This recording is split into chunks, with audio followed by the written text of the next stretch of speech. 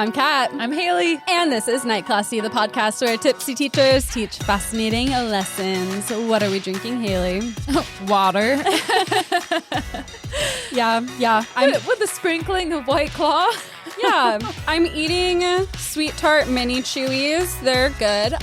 Yeah, you were commenting on how much more bright they are and shiny. They are. They changed them. You know how they used to be kind of like light and like marbled a little bit almost, like with white? No. Well, now they're very vibrant and shiny. So Yeah. It's an improvement. They're in a staff meeting like, you know what would be great? Brighter, shinier. I know. I don't know why it took them this long. They definitely look better. I have a White Claw open, but I don't know that I'm going to drink it. Yeah, I have watermelon going. It's queued up. We went to a birthday party this weekend, and wow, hangovers take longer now. They do. Yeah, that was on Saturday. Today is Tuesday. And I took one sip of White Claw and I was like, this tastes toxic. And it's fucking White Claw. So I'm a weak little bitch, I guess. Yeah. We're older now. Yeah. Not like totally old, but like... But the pandemic has definitely like made a mark. Like I don't go out anymore. We used to go out like twice a week. Yeah, it was guaranteed. It was like every Friday. We're like, okay, where do we want to go? Not like, are we going to go out? Should we stay in? Should we do this and that? No. I want those people back. Do you?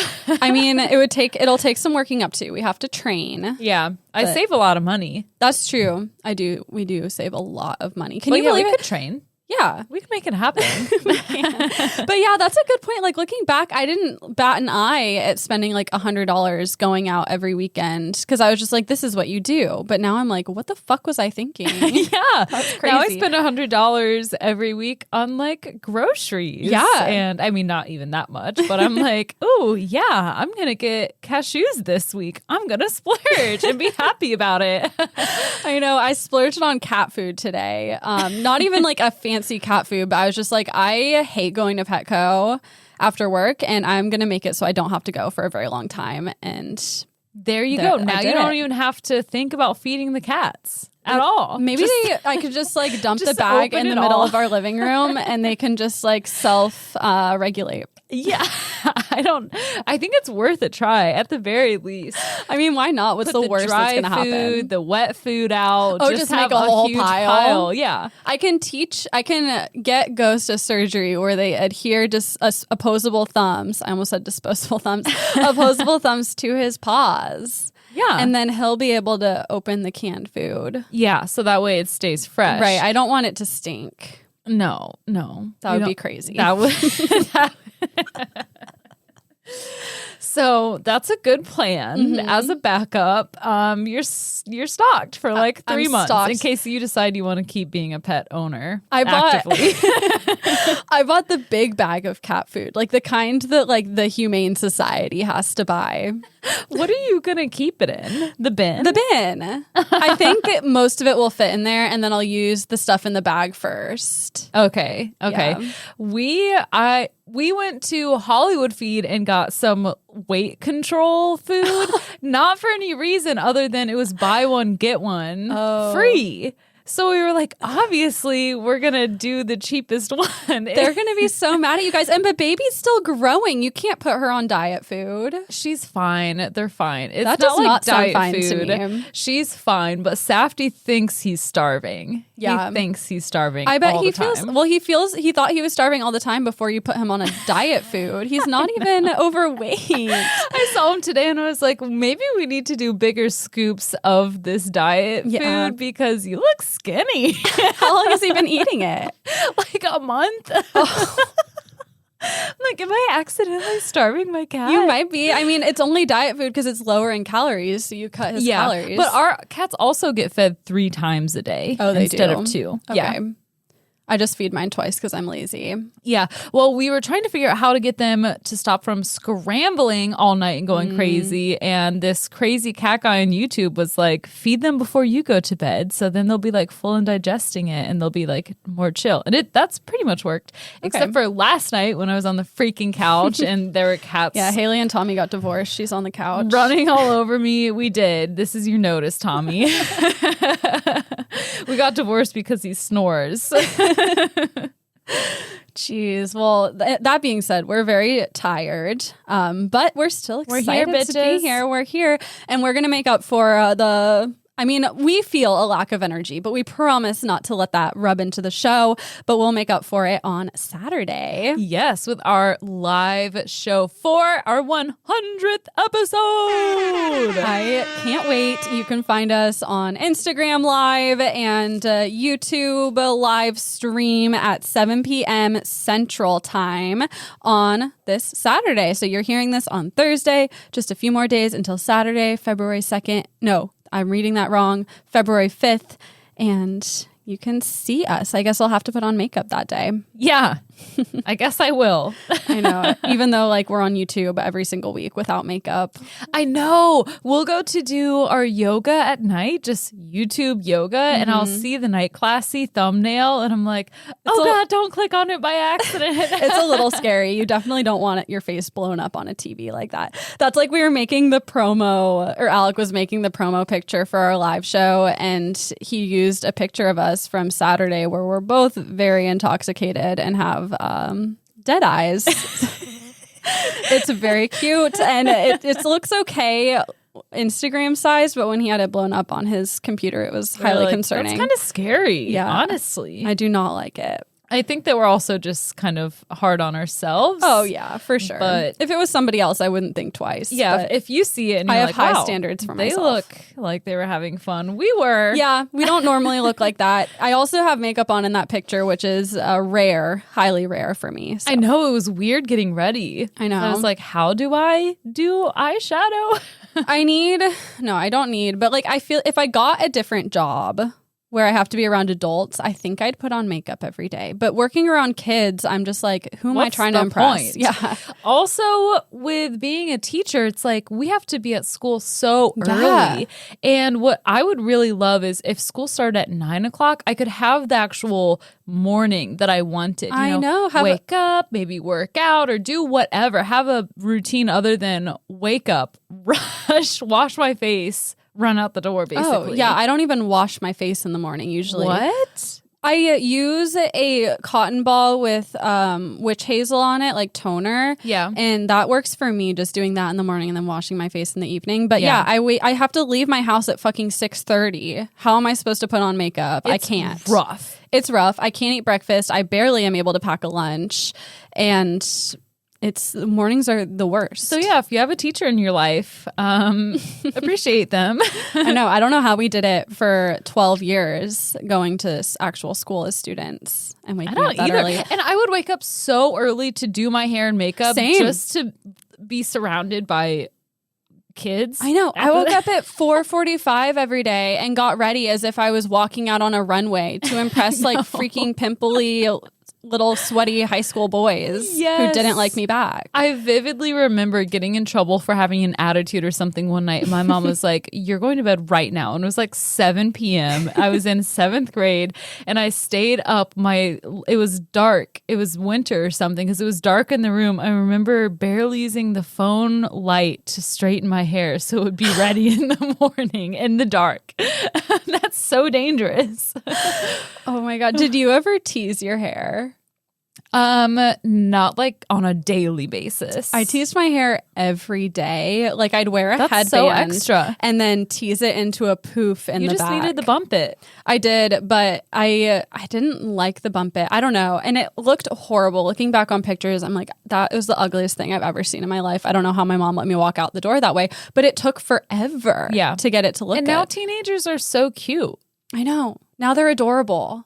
Yeah. And I looked like a monster. I looked like a child because I was. I was wearing like orange drugstore foundation, 8 shades too dark for my face, plucking my eyebrows into little sperms. Oh my God, the eyebrows. I was using like sparkly eyeshadow on my eyebrows to fill them in. What? Okay, Yes. I didn't do that, but I did do like a sparkly eyeshadow, like gray and black smoky eye every day. What? Yeah, I was. Oh my I was gosh. insane. Can you I needed imagine help. if we would have met when we were in middle school? I don't want anyone to remember knowing me in middle school.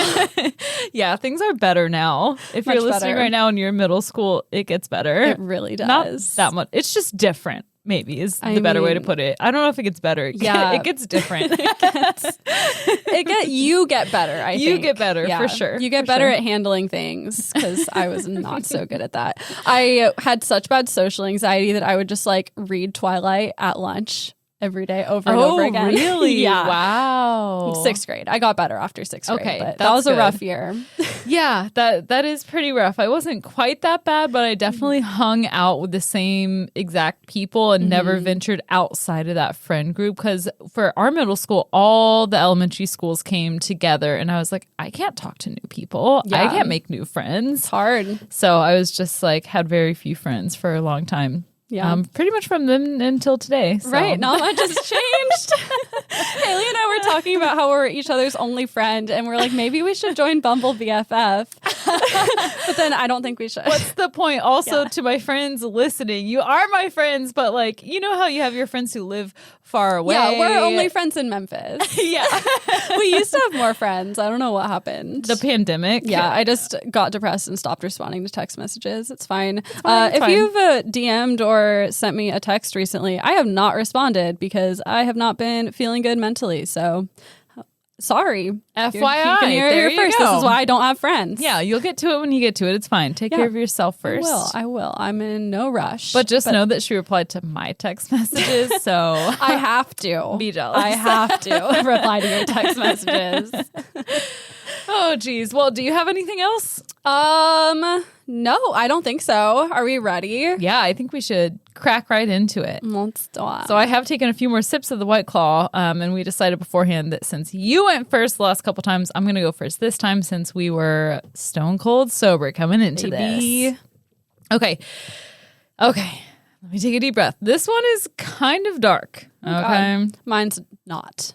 Good. Your Balance. See, look at us. Okay. On September 5th, 1913, 2 teenagers were walking along the shore of the Hudson River when they came across a package. Of course, they look inside the package and they find the headless trunk of a woman who was severed at the waist. I'm sorry, the headless trunk? Yeah, like her torso. Oh, her torso. Okay. Yeah. You call that a trunk? I guess I did when I typed this. I'm thinking like her ass, like her junk Her in the ass was trunk. probably, well, it was severed at the waist. Yeah. They found pieces of a body, but no head. Okay. Her trunk. Yes. Thanks for clarifying. She was also an elephant. The next day, about 3 miles away, a second package was found. This time it was a pillowcase with the monogrammed letter M. This is the story of the Scarlet Letter. Or not letter M, letter A. I'm just kidding. No. I'm getting ahead of myself when I said letter M, but it was definitely letter A. And then I tried to make a joke about saying letter A, but I said letter M, and this is already not going well. Is it actually called the okay? It's not. I was like, is the M like written, like embroidered in red? Is that what we're doing? Yeah, it's the new age Scarlet Yeah. Letter. Emma Stone would like a word. Oh my gosh, I would love to talk to her at any cost. An examination of the body suggested it was a woman under 30 years old, about 5'4", between 120 and 130 pounds, and she had just been in the water for a couple of days. The autopsy later showed that she was pregnant and had given birth prematurely not long before she died. I could not find anything where anyone in any of my sources talked about this baby. Yeah. Did they look for it? They did. We'll get to the bottom of all of this, Okay. but this, like many of the sources said that she gave birth prematurely, but then they never like found the baby, and the baby wasn't in the autopsy or any of that. So I have questions about that. And if you're listening and at the end of this, you know the answer. Maybe they could tell like by how much like her abdomen was stretched out that it wasn't fully to term. Maybe so. I don't know. There are questions around that. And my answer is I don't know. Okay. So they were able to trace the manufacturer of that monogrammed pillowcase and go through all of the order logs, which then led them to a Manhattan apartment that was rented 2 weeks earlier by a man named Hans Schmidt. And it was rented under the story that he was using it for one of his younger relatives. Officers let themselves into this apartment, and it immediately became clear that something was very, very wrong, and that they were probably on the right track since there were blood stains all over the wallpaper and the floor. Someone had clearly tried to remove the stains and failed, and it was really easy to tell there were this like brand new scrubbing brush and a bunch of bars of soap piled up by the sink. Like, okay, if you're gonna try and clean it up, at least try harder. Right. Don't buy bars of soap. Some like dial. Get yourself some bleach. It was 1913, so what are you going to do? They had something better. They had to have. Inside the apartment, they also found a trunk, an actual trunk, the thing that you put things in. And in the trunk, there was a 12-inch butcher knife and a handsaw. And they were both spotless. They had been cleaned thoroughly. It's like a game of Clue. It is. So all of these are little clues along the way. Who do you think did it? I'm guessing this guy. Yes, it is. And it's interesting, which is why I chose this as a lesson. Crazy. Another trunk contained a set of handkerchiefs, all embroidered with the same letter A as the pillowcase. I thought it was an M. Shut up, Kat. Sorry.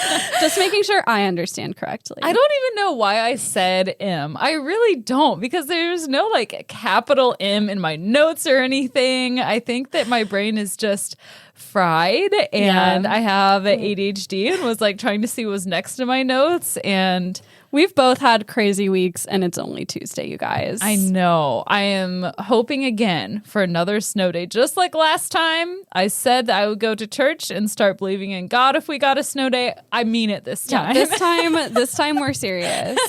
The Holy Lord is giving me a second chance. Listen, I don't know if I'll go to church, but I will put on a YouTube video of people at church, like one of the ambiance ones. Church ambiance. Those have to exist. And it's never mind. Say it. Just kidding. Don't. I was gonna say it's like a priest approaching you and like wanting to go on a date. Haley wanting to go on a date. That's what we're calling it these days. A date in the basement. In the apartment, they also found a letter addressed to Anna A. Mueller, a 21-year-old.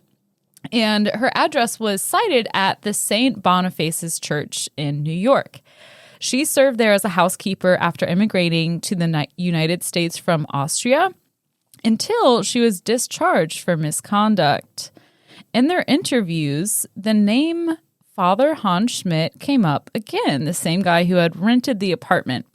And that's what led them. They're like, okay, maybe we should go talk to this guy. And they find him at St. Joseph's Church. So they ask him to interview, and he does. A little background on Hans Schmidt. He was ordained in Germany in 1904 and moved to the United States in 1909. He was assigned to St. John's Parish in Louisville, Kentucky.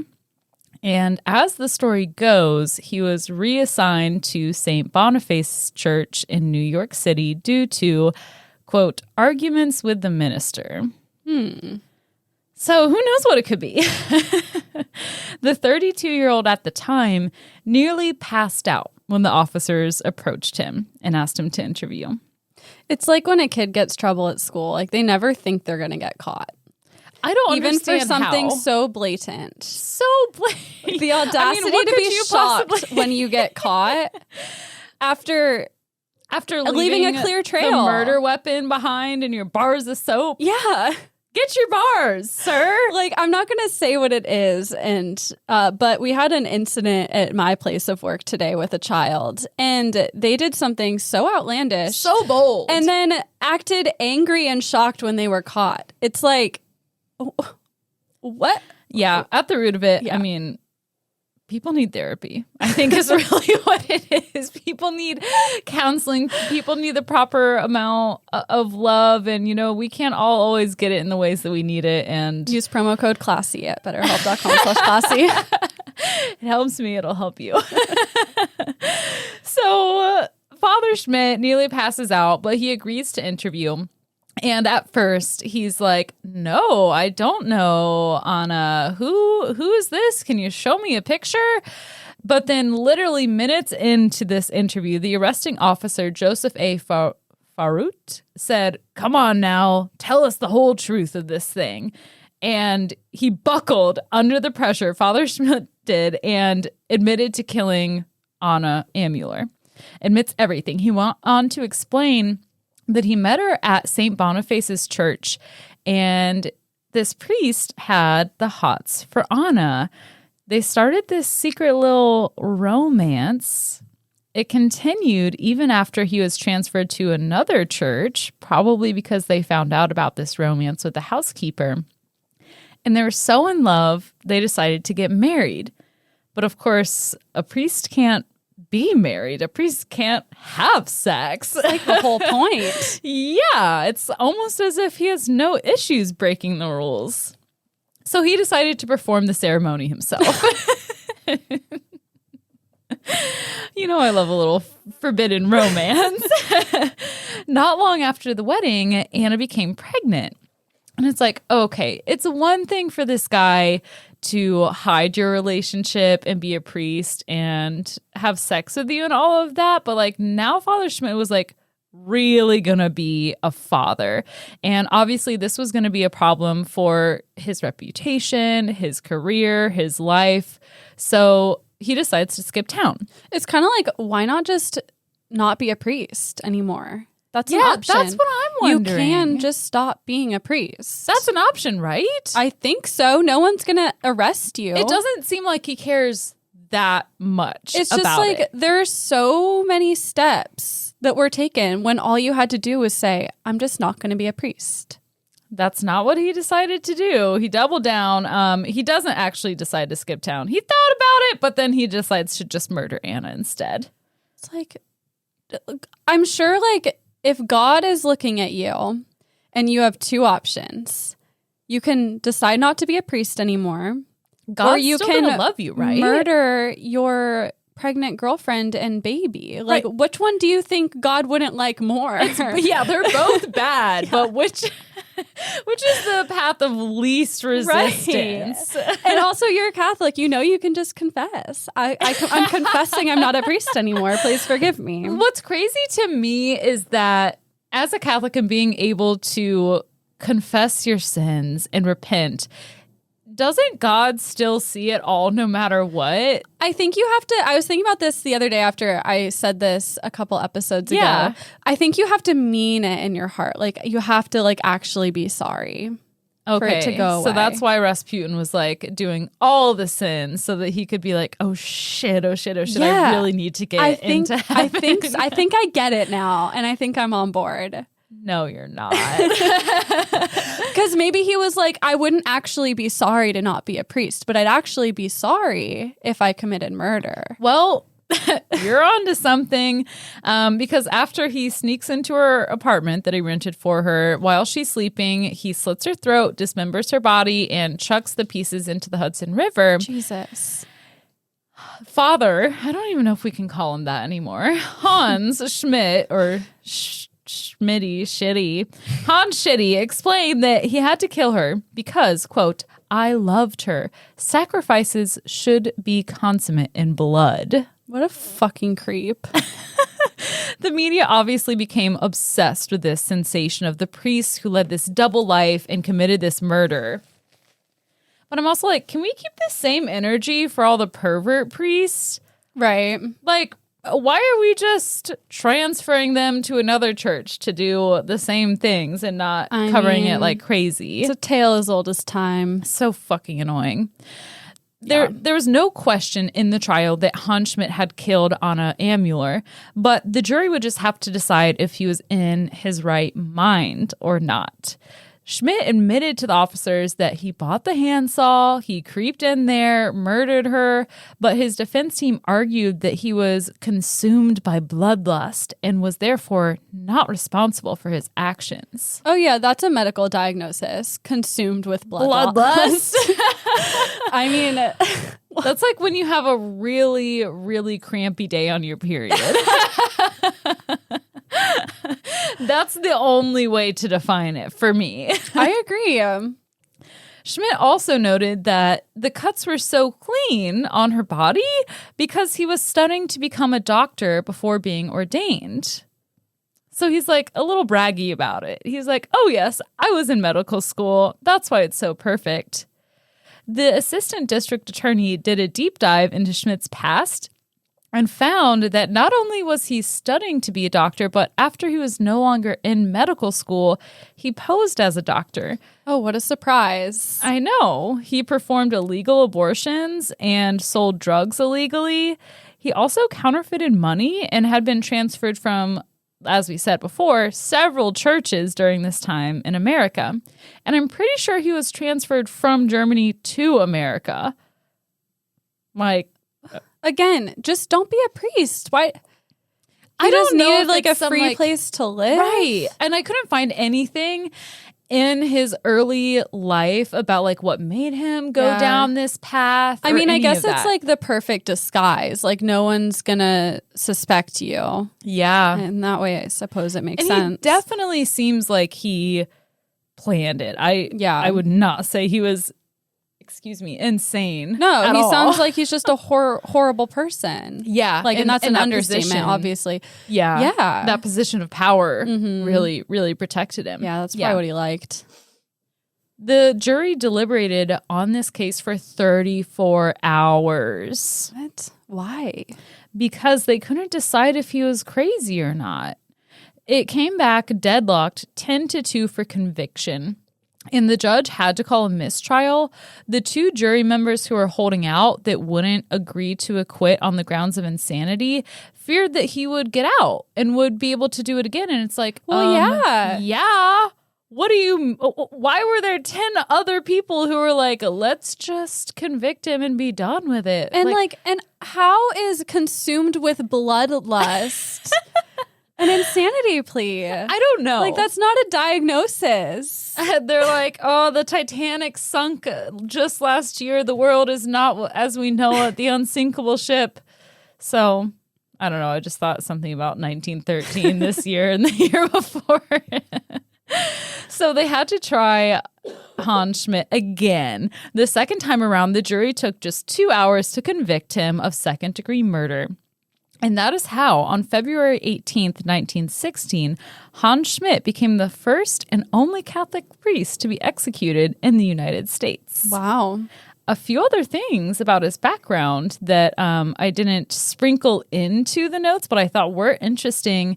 Anna probably wasn't the only victim of Hans, at least for murder anyway. During the investigation of the murder of his pregnant bride, police found evidence of a secret apartment that Father Schmidt used to store a printing press and some counterfeit bills. So they go to it, and when they go to this apartment, there's this guy there, Dr. E. Murray, and turns out he was trying to clear out the apartment. This doctor and Father Schmidt were partners in crime.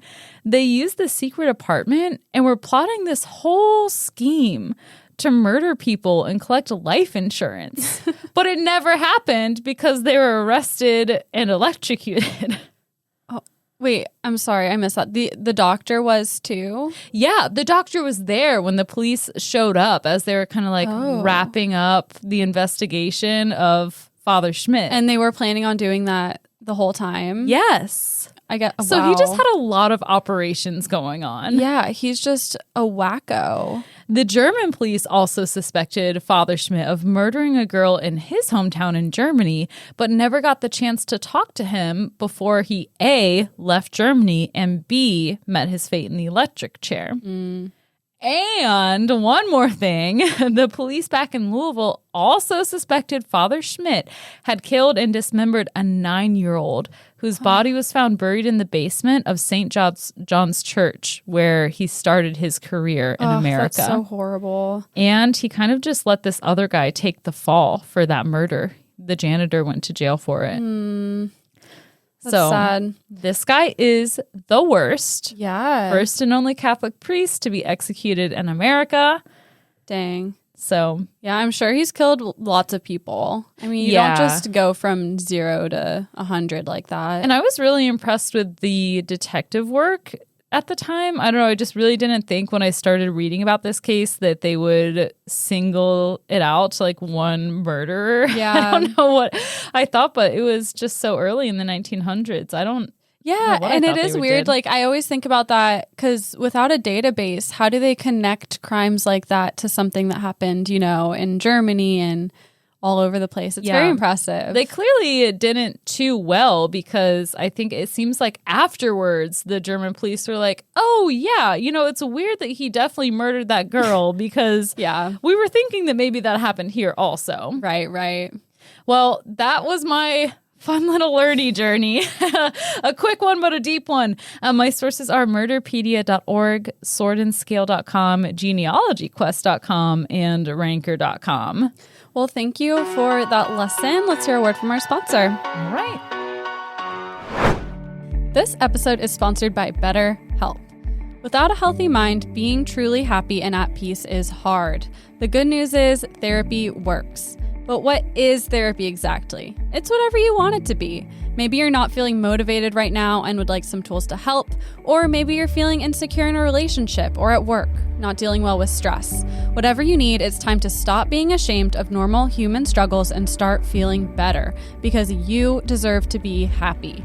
And now you don't have to worry about finding an in-person therapist near you to help.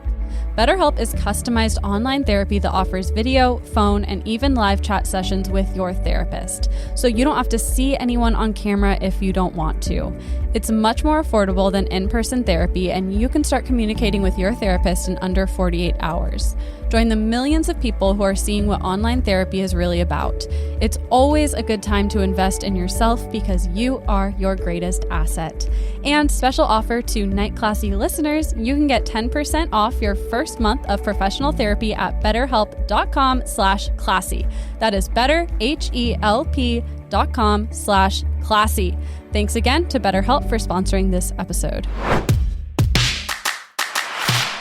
Hello. I am a list bitch this week because Somebody had to be.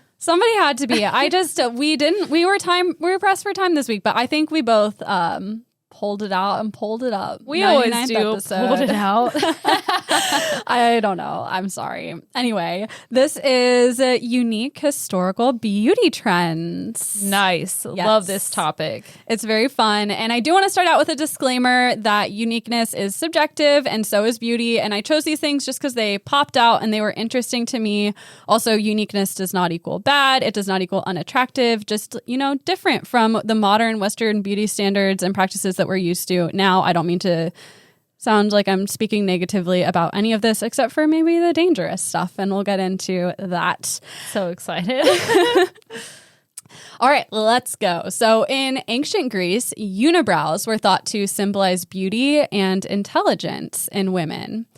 And women, most people don't have a natural unibrow, so you could draw one in with kohl or dark powder. Another thing people would do is use tree resin to stick goat hair or mouse hair onto their face. Good. Okay, I was really hoping that that's what they would do because that's a committal to the cause. Is that a word? Committal? Commitment. Commitment to the cause. I think committal is something too, but maybe not. What are y'all committling about? Are you unibrows? Oh, are you going with the goat or the mouse? I think I'd go mouse. Yeah, I definitely go. It would look more natural. The hair is not so coarse, not as long. Yeah, goat hair is not like eyebrow hair unless you have very coarse eyebrows, which maybe that's what they liked. And I mean, this was really microblading before microblading. It makes sense to me why they would do it. Or why are you? Because I thought microblading was like essentially tattooing your eyebrows. It is pretty much, but okay. I mean, maybe eyebrow extensions. Do people do eyebrow extensions? I don't know. It's like fiber mascara, but for between eyebrows. Yeah, exactly. Fake eyelashes for your eyebrows. And there was actually like a lot of nuance in achieving the perfect eyebrows in ancient Greece. It wasn't just like, I want a full-on unibrow. There were a lot of different opinions. Petronius, who I think was some kind of writer or philosopher, I don't really know, wrote that the ideal woman had eyebrows that, quote, almost met again close beside her eyes. And he's like in bed one morning using his fingers to like push his lover's eyebrows together. He's like, now kiss. He like holds her face in front of a mirror. He's like pushes them together. He's like, you see this? This is what I like. Less of this, more of this. Yeah. She's like, no, my 11 wrinkles. Mistress of writer Anacreon was said to have had eyebrows that, quote, neither join nor sever because she was so beautiful. So I think what you wanted is not quite for them to kith in the middle, but just like to almost be there. Pick a lane. It's right? Like, do you guys want a unibrow or not? It's so particular. Unibrow or duobrow? Europeans in the 18th century, I think, as we all know, wanted to be as pale as possible. Because, you know, having pale skin meant that you don't have to be outside toiling in the field. You're wealthy. I'm sure it also had racial undertones, especially because the more I read about this, the more the timeline of when this came more and more into fashion seemed to line up with the expanse of colonialism. So I don't want to gloss over that. But yeah, it makes sense. Most sources said that the main reason was because the peasants, you know, were tan from working outside. There's a lot of different ways and products marketed to lighten skin, and of course, many of them were really dangerous. I feel like my lessons always somehow find their way back to Give me the poison arsenic. paint. Where's the poison paint? I know it's coming. Where's the arsenic? I promise. Where's the lead? I promise all of the above. Give me the radium. They're coming. Unfortunately, I don't have any radium. I don't know if we were aware of it back in the probably. I just sound stupid. Okay. There are a lot of different ways and products marketed to lighten skin that were used, and many of them obviously were dangerous. One advertisement for a chemical that promised to, quote, get rid of all deformities such as ringworms, morpho, sunburn, scurf, pimples, pits, or redness of the smallpox, keeping the lasting and extreme whiteness. The one-hit wonder. Right? I need a product like this. I mean, I don't need some of these things, but definitely if we could get rid of sunburn, pimples, and ringworm all in one hit, that would be great. Mostly the ringworm. You know, right. I've had all three of those things at one time within the last 2 years. Okay. Listen, I'm about to out myself as a disgusting person once again. As we always do. But I have had a plantar wart on my foot for, I kid you not, like 5 years. Oh my God, the worst. And it's recently expanded and had babies. I was just like, this can't be. Like, I've already over the years tried every DIY treatment, every drugstore treatment. Nothing has worked. I've been to the dermatologist for like other plantar warts and like sometimes it works, sometimes it doesn't. So I was just like, you know what? Before I go to the dermatologist and I'm disappointed yet again, I'm just going to try one last thing. And so I went on Amazon and I found a product that's probably the best thing I've ever bought. And I'm telling you guys this because I know someone out there listening is going to have their life changed by what I'm about to tell you. It's called Wart Stick. And it looks like a tube of chapstick, and it's like pure celiac acid, like really, really strong celiac acid. And you put it on there, it made it go away. Did it hurt? Not really. And I still have to put it on every day because it's not completely gone, but it makes your skin peel off in like thick sheets. Like it strips your skin away until you're like down to the nitty gritty. And it fucking worked. It's $20 on Amazon. Go buy it right now. It makes it like your skin really white, right? Mm-hmm. Yes. I remember having something very similar to that because I was a plantar wart girl myself. Yeah. That's the only time I've ever really almost punched somebody in 5th grade. I had a plantar wart in the middle of the sole of my foot. Oof. And we were like we were going to a different class and we were at lockers and somebody accidentally stepped really hard on my foot. Ow. And it took everything in me not to just punch them so hard and start crying. But I'm so happy for you and your massive 5-year-long relationship. Thank you. I'm so excited to finally get rid of it and go get a pedicure. Like, I'm looking forward to that deeply. Oh my gosh, I understand. It's hard to make somebody look and do your feet when you've got stuff going on. And I feel like it's rude because it's contagious and I don't want to give it to anyone else. Totally. So I haven't gone for a really long time, but I'll be all good to go pretty soon. Was one of those diseases scurf? Yeah. What is that? I just looked it up. It is, do you want to take a guess?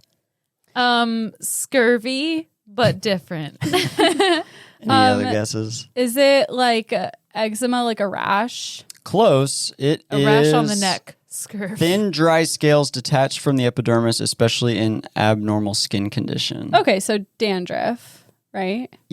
That's what it sounds like. Yeah, but like body dandruff too. Okay, so kind of like eczema, like a patch of dry you were skin. close. Yeah. Wow, I'm so intuitive. Or like, what is it called? Like after you've had chicken pox, when you're like later in life, you can get scurf. Just kidding. It sounds like scurf, but it's shingles. Shingles. That's what it sounds like. It does. I don't know if it comes off in flakes though. Did you have chicken pox? Hell no. I did. Wow, loser. I had to take an oatmeal bath. I did too, but I'm dating myself. Haven't they eradicated it? I don't know. Do kids still don't get it anymore? I just heard somewhere, like within the last month, someone saying something about chicken pox, but really? Maybe not. That's one of those things they make fun of millennials with, is they're like, you guys had chicken pox. We don't have that anymore. But we don't get vaccinated for chicken pox. We do. We do? Then why did I have it? Oh. I think I was vaccinated for it though, but I still got it. Mine was really mild. Like I was just a little itchy. Anyway, speaking of these types of things, there were lots of DIY treatments to lighten your skin. People would smear their faces with a mixture of lead and vinegar. Some even did bloodletting. So that would make you paler, I guess. Pass out. Along with lightening agents, women smeared their faces and chest with white makeup, the main ingredient of which usually being lead because it gave it a nice opaqueness. One recipe for makeup read, quote, steep the lead in a pot of vinegar and rest it in a bed of horse manure for at least 3 weeks.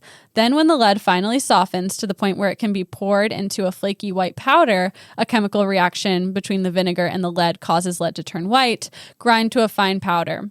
Mix with water and let dry in the sun.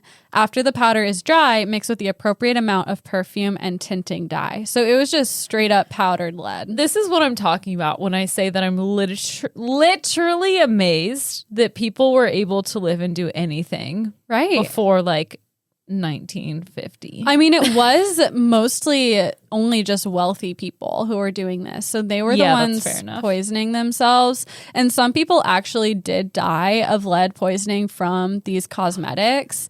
Maria... What? You don't say. Yeah. Maria, Countess of Coventry, died of blood poisoning in 1760 at the age of 27 from this kind of thing. So she's just one example. I'm sure there's lots more. You could also, of course, use arsenic to lighten your skin. And the arsenic products could make the user go bald and could also cause skin lesions. They, of course, made people's eyebrows fall out, so women would pencil them in, or they took a page out of the ancient Greeks book and glued mouse fur in their place. I mean, it's not all bad to have a mouse around the house once in a while. I mean, sometimes they come in handy. Just saying. Or eyebrowy. Oh my God. Along with pale faces, 18th century European women wanted rosy cheeks, and sometimes they'd have just like circles. Like I think those little circles were really popular in France. They would actually do that? Yeah. Wow. And then I was reading some sources saying that some people would like take it too far and just smear the entire sides of their cheeks red. And it's like bad contouring today. Like some people just sucked at makeup. Yeah, that's fair. Yeah. I was definitely there. I remember one time in college, I was using some new blush that I had never used before, and it was really pigmented. And my friend came in and I was already drunk, and I was just like, "Look at me!" And she's like, "You look like a doll."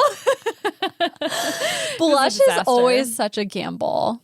Yes. It's really tough to get it right. It is. And then once you find the perfect blush, it's like, I will use you every day. I'm still until I die. searching. So if you have any suggestions yes. for someone who spray tans, hit me up. I do. Anyway, they wanted this blush, and this was often achieved from a rouge made of cinnabar, which is also known as its street name, mercury sulfide. That's way better than what I thought you were going to say Cinnabon. I was like, they had that. Oh my God, I want a Cinnabon right now. People did this even though they knew it was fucking harmful. A 1760 book called The Art of Beauty argued that, quote, "It is very dangerous, for by using it frequently, they may lose their teeth, acquire stinking breath, and excite copious salivation. Is that Salivation. mean? Salivation. Not salivation. Salvation. Oh my gosh. But then you have to sin like Right. a crazy person so that you can achieve that level. The sin is smearing blush all over your entire face. Yeah. How about this? God only loves sinners.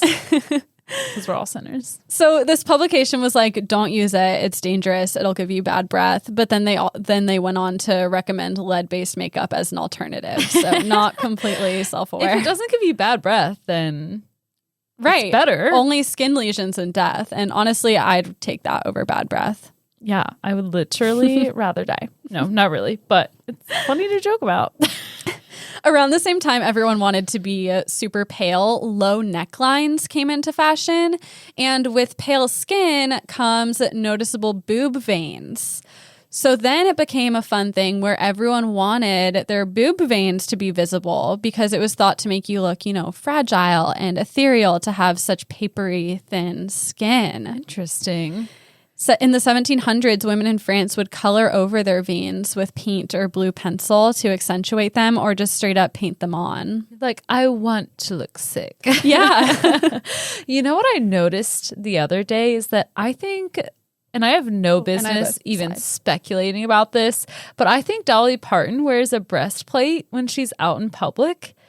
We don't have to look into it now. Like a drag queen breastplate? Yeah, because her neck is so wrinkly and veiny because she's old now.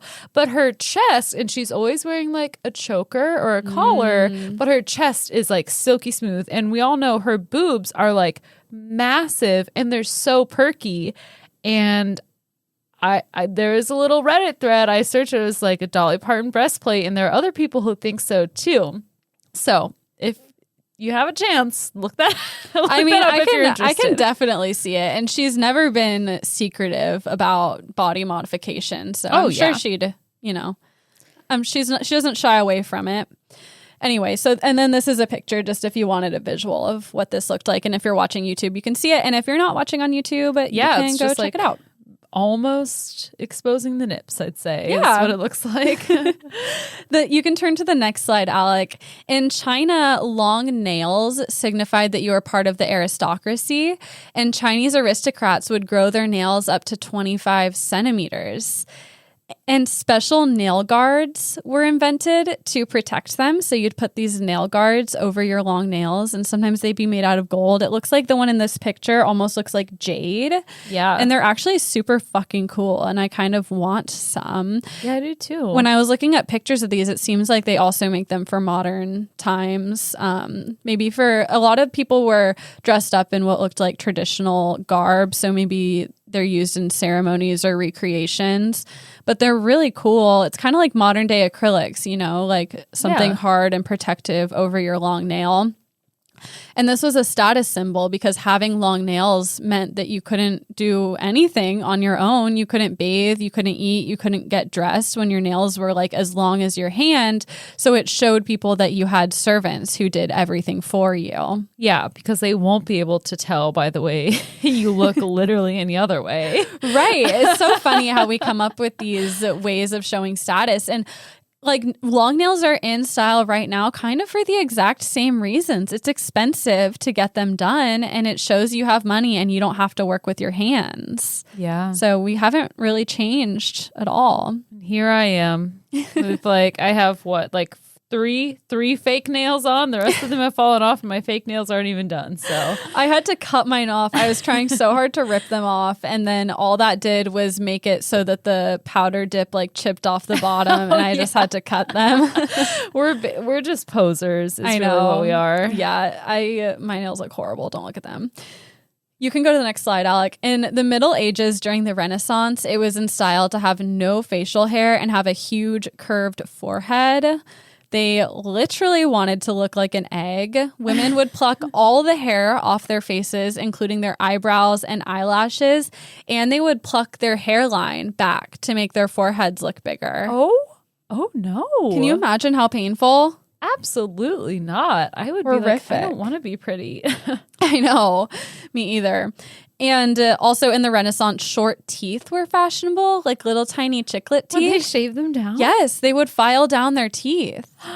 I feel like in the Renaissance, they already had so many things going against their dental health. Why are they shaving them down? I mean, maybe you'd like shave down the bad part.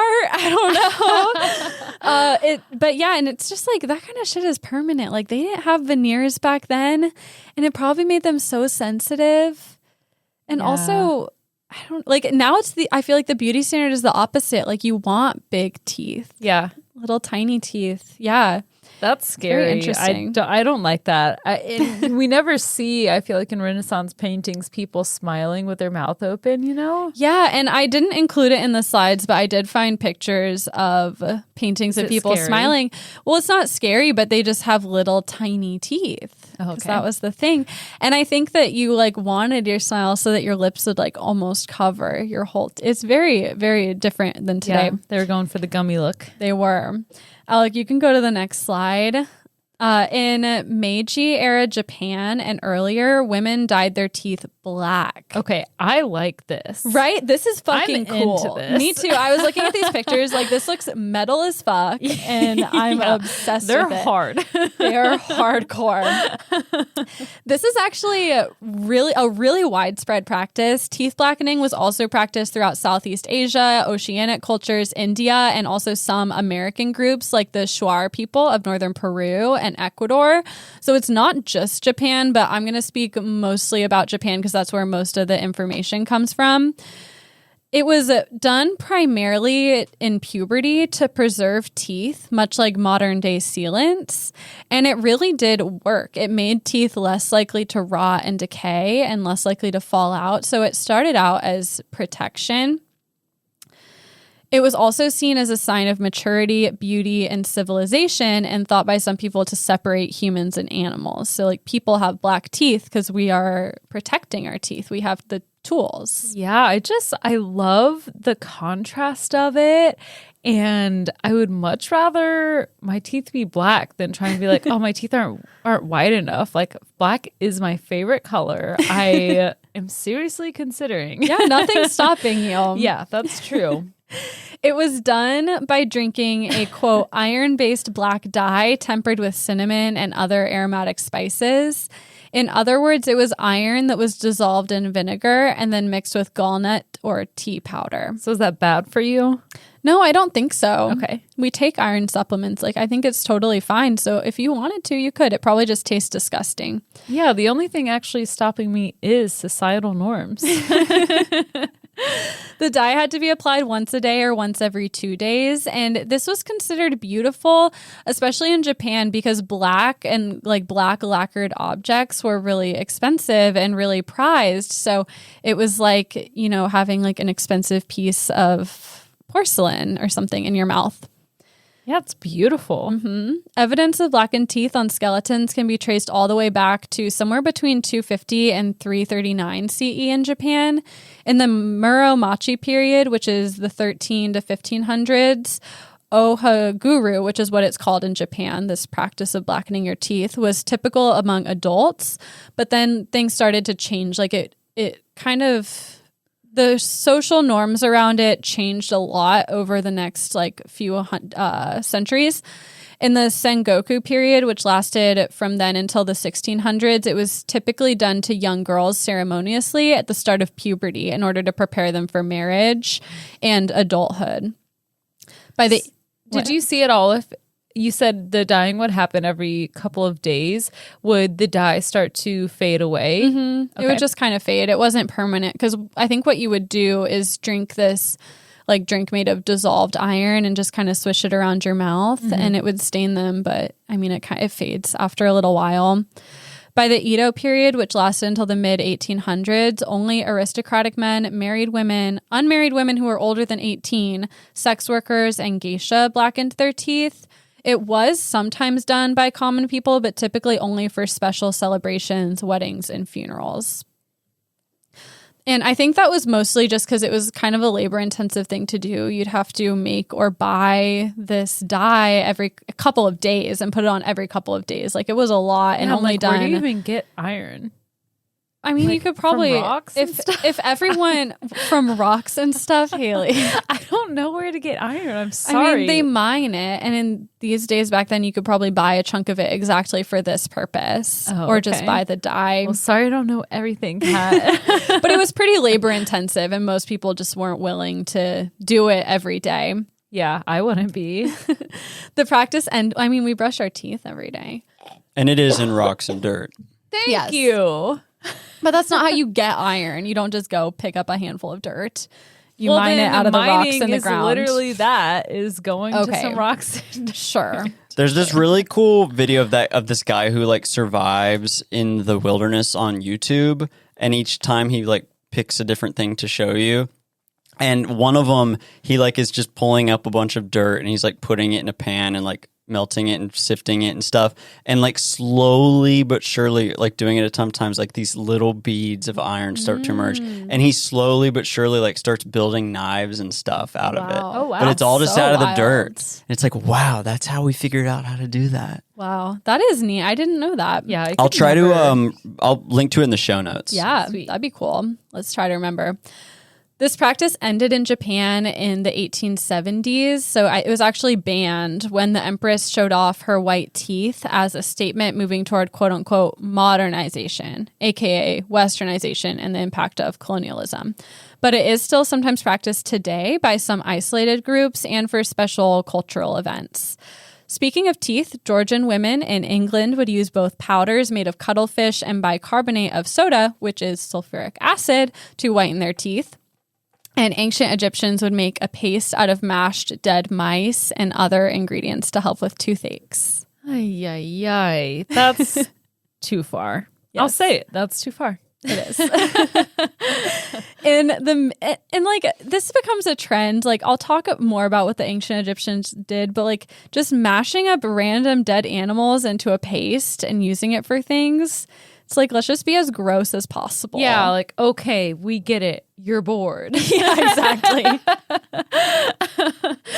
Go build another pyramid, okay? Get out of my face with your nasty ass rats. Please don't put this mashed mouse in my mouth. I'll take a Tylenol. Yeah. You need to wait to mash rats until there's food processors, okay? That's going to be at least a couple thousand more years. Yeah, what am I supposed to use? A pestle and mortar? Yeah. No, I'm not doing this by hand. In the mid-14th century, Queen Isabella of France popularized plunging necklines. And these necklines were really, really deep. They sometimes went all the way down to the belly button. So naturally, nipples were often exposed. Your titties were just out. FTN. What? FTN. What is FTN? Breathe in it. Free the nip. Yes, free the nip. She was on to the right idea. So people's titties were out. And so, of course, they were accessorized with nipple piercings that matched your dress. Obviously. Which, can we please fucking bring this back? Because my gosh, I want it so bad. Do you have any slides? It does hurt so bad. No, the slides. Do you have any slides of these things? The slides are done, but it really. Sorry. It really doesn't hurt that bad. And if you're on Patreon, you're privy to my experience. I'm too much of a baby, but good for you and all my friends who have theirs done, because I am a baby. Yeah, I'll say it again. Mine are no longer done due to a traumatic experience because of that. Anyway. So, quote unquote, bosom rings came back in style in the 1890s among upper class women, but this time it wasn't a fashion statement, it was for pleasure. According to one socialite of the time, quote, with regard to the experience of wearing these rings, I can only say that they are not in the least uncomfortable or painful. On the contrary, the slight rubbing and slipping of the rings caused me an extremely titillating feeling, and all my colleagues I have spoken to on the subject have confirmed my opinion. Oh, wow. Wow. That's giving me memories of an old family friend who I used to want to have a boob job when I was like in high school and college. And it was just a known thing. Like if you're around me, it was like, one day I'm going to get my boobs done. And a family friend was like, oh no, not me. I have like way too much pleasure from like nipple play. And she was like my parents' age. And I was like, whoa, that's not. Don't say that to me. It does numb them. Yeah. And I was like, I can tell you about my hypothetical, probably not even going to happen boob job one day, but you cannot tell me about your current pleasure. Please, do you never still again. want a boob job? No, because of like the toxins that can come from like the what is it called? Not toxic shock, but there are a lot of issues after like having them for like a decade or so. I would love to have my boobs look like I had a boob job. You can get like a boob lift, I think. I might do that. Yeah. I might do something. Something's in the works in the next 10 to 20 years. You're like, I just discovered a love of nipple play, and I don't know how I can deprive myself of that now that I've had a taste. Yeah, I need whatever you're talking about, these rings or what. In Victorian England, nipple rings were even recommended by doctors to increase the size of the nipples and make breastfeeding easier, which fair enough. It doesn't actually. It actually makes it more difficult. No. Yeah, you're like, they can, like your ducts can like get clogged by like scar tissue or I don't know. I looked it up briefly. Breastfeeding is hard. Just to begin with. Yeah, and then to like augment something that's like meant to do the job. It's not impossible. It just like in some cases can make it a little more difficult. Yeah. Male genital piercing has been very well documented throughout history. Of course. In ancient Greece, foreskin piercings were used to essentially fasten your dick to your thong and keep it out of the way during sport and combat. So it was like... It seems like there's an easier way to do this. By just like wearing a tighter thong and tucking it between your legs. Why do we have to put like, essentially it reminds me of those like nose rings that are on bowls, like to tie them up. Yeah. Like why do we have to do that to your penis? Just wrap it up in like a cloth. Yeah, it's almost like a way for them to have bragging rights. Like, how far back is your dick saddled? I had to hook my penis up because it's so long. How many millimeters was your bar? Yeah. So it was also used to stop enslaved people from having sex in Greece and Rome, which is fucked up. Genital piercing has long been practiced throughout Southeast Asia for both symbolizing male power and for sexual pleasure. And gooch, I tried to look up how to say this and I couldn't get a clear answer. Gooch. I mean, maybe that is where the word comes from. Gooch piercings originated in Polynesia and were usually done by mahu or third gender people. A shell or rock would be hung from the piercing. So that was, I think, more like decoration. And then, of course, there's the legendary Prince Albert piercing, which is the most common modern day genital piercing today.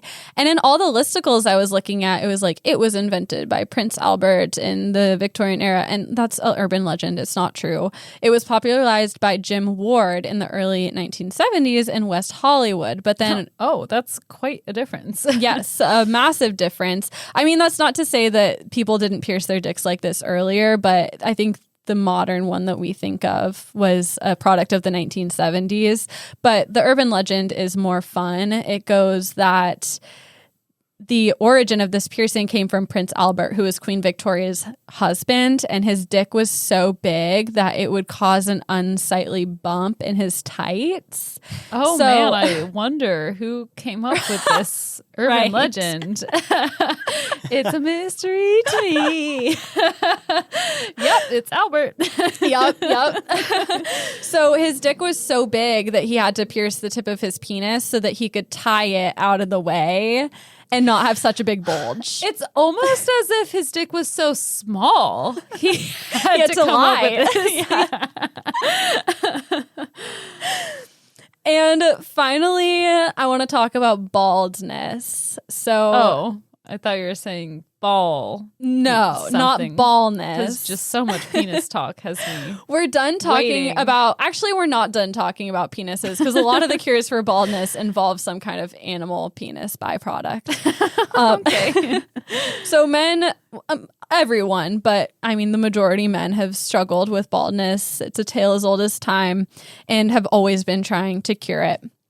In ancient Egypt, men would blend lead, iron oxide, onions, honey, alabaster, and fat, and then apply that mixture to their head to grow their hair. Another ancient Egyptian cure was to mix donkey hooves, dates, dog paws, and oil. Smear that all over your head, see what works. Ancient Indians, and that's Indians as in India, suggested standing on your head to encourage blood flow to the scalp, which that's the only one on this list. I'm like, okay, like I can see why you thought that would work. In ancient Greece, men mixed cumin, pigeon droppings, opium, horseradish, and nettles and applied that to their head. Just a bit of opium. Right, just a bit of opium. It made you happy, and then the nettles probably made your scalp tingle, so maybe some increased whole blood experience. flow. Yeah. They're looking in the mirror like, I have a full head of hair right now. Yeah, the key is just to eat enough opium.